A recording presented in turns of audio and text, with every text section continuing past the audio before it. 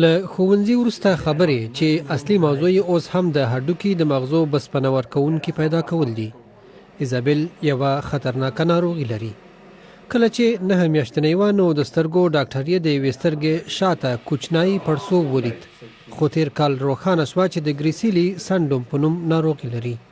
ډېر بد خبر وو، ځکه نه پوهېدو چې کومه ستونزه به ولري. پوهېږو چې د دې ډول ناروغانو درملنه په کوچنیوالي کې کېږي، خو اېزابېل چې 11 کلنه وه موږ پوه شو چې یوه جدي ستونزه لري.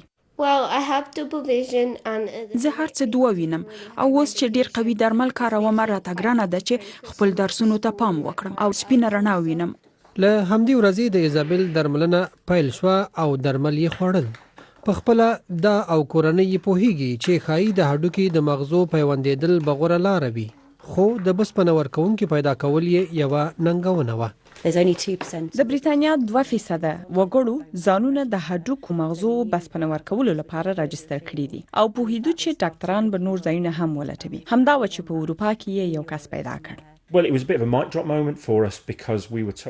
یو ډول حیرانوونکی حالت و، ځکه تمه یې نه کېده او د روغتیایي ازموینې پر مهال راته وویل شول. ډېر خوشحاله شو ځکه ډېر ښه خبر و چې په اورېدو یې هک پک شو. هر څه ډېر ژر وشول، له اکتوبر میاشتې ناڅاپه وشول. راتلونکي مارچ به اېزابېل بنسټیزې حجرې ترلاسه کوي او که هر څه بریالي تیر شول په درملو به یې تکیه ختمه شي. زه هیله لرم چې هر څه به سم شي. هیله منه یم چې روغه بشم او نوره به اندېښمنه نه یم. And not have to worry about anything.